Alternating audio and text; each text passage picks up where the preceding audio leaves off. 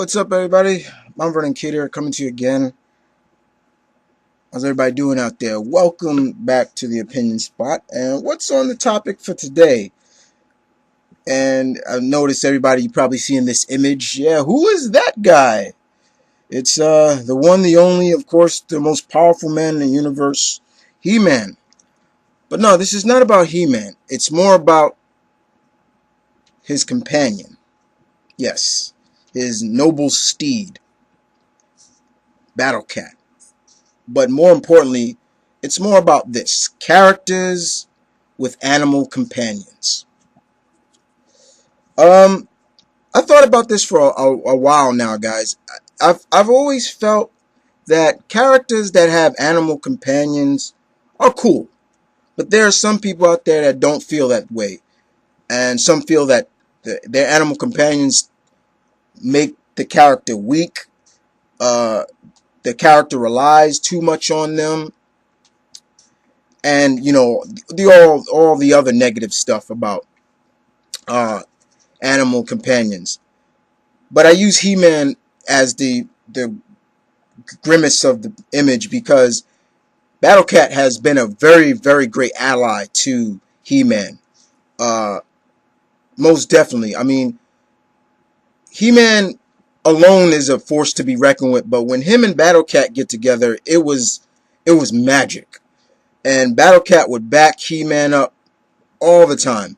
I mean, he would go from this scaredy like kind of like a Scooby-Doo version of a cat to this mighty beast of fierce and power. And only other than that, He-Man rode Battlecat. He-Man didn't ride a horse or anything like that. He rode a giant green tiger that if you looked at him wrong or pissed him off, it's your ass. You know what I'm saying?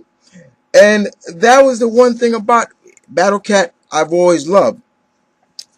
Let's take another character that has an animal companion that seems to work with him. The Falcon. Sam Wilson, yes. There would be no Falcon without Red Wing, in my opinion. It wouldn't be right for Sam Wilson. Because him and Red Wing are like brothers in arms. They are eternally linked. And that's the cool thing about Sam Wilson as well. Not only is he a good fighter, he can hold his own, but Red Wing is very useful to Sam. Red Wing comes off as Sam will send Red Wing as a scout, and Red Wing will come back and tell them where they are. So he was very useful. Another useful animal companion that I feel deserves to be a part of this great character. Can't forget about Dar the Beastmaster. I mean, his name basically suits it all. He didn't just have one animal companion. He had four. He had Sharak the eagle, which was his eyes. He had Roo the tiger.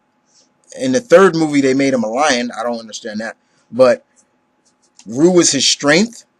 And Kodo and Podo, his ferrets, were like his cunning, his mischievous. Like when Dar was in a couple of hard scrapes, he would send Kodo and Podo out to go get whatever they need to get. Like if he was behind bars and he needed keys to get out, like they showed in movies and things like that, Kodo and Podo would get the keys from the guards. So, but Dar was also handy on his own too. He could handle himself, but it was always good to see an animal companion, animal companions around him, with him. You know, I just feel that animal companions work well, a little bit better than a human partner, because in a way, guys, you know their loyalty will stand the test of time with these characters. They're not going to betray them.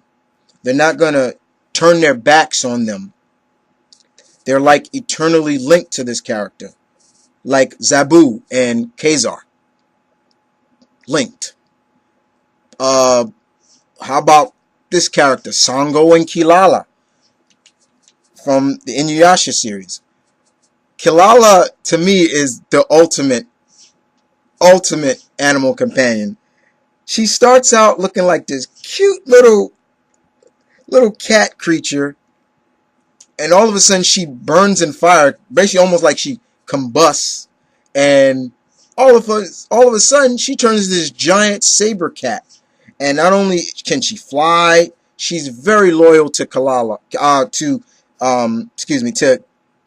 Sango and the rest of the gang. In the first movie, they did test Kilala's loyalty to Sango because she is a demon cat, and a demon actually took control of her in the first movie, and Sango actually gave herself up to Kilala. And right there, you saw the loyalty between them. So you see where I'm going at with this, guys? You know, animal companions work. They don't, in my opinion, they don't make the characters weak. And there are more characters out there that have like animal companions. For example, Kitty Pryde, Shadowcat. Who was with Shadowcat for a long? Lockweed, her little pet dragon. And Lockweed has gotten Kitty out of gotten the X-Men period out of a lot of scrapes sometimes. But Shadowcat can still stand on her own as a great character. I think the people that I remember talking to about that, saying that these animal companions make them weak, are totally wrong. It doesn't. It does not make them weak. I mean, hell, look at Birdman and Avenger. How many times have we seen Avenger get Birdman out of scrapes? Sometimes I believe he needs Avenger more than ever. I mean, Avenger comes off as being almost his total equal. There was times where Avengers gotten Birdman out of scrapes, and this eagle will fly this man up to the sun so he can recharge. Now you might say, "Oh, that's a little crazy, and no eagle can do that," but he did it. You know, these animal companions work. They do work, and there are so many other characters in the history of comics, cartoons, everything, anime, that have animal companions, and they work for them. They're not just useless animal companions just to be there for show. They help the character. And that's how I feel about it. And this is a short opinion spot, but what do you guys feel about animal companions for characters with animal companions? Do you feel what some of those naysayers say, you know, it weakens the character, it doesn't show the character's true strength, that they have to rely on this character? Or are you like me? They help the character. Their loyalty is unsurpassed with that character, you know. But other than that, guys, this is Mount Vernon Kid saying peace, one love, stay tuned, keep it real.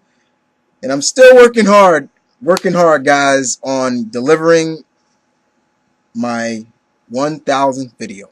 So stay tuned.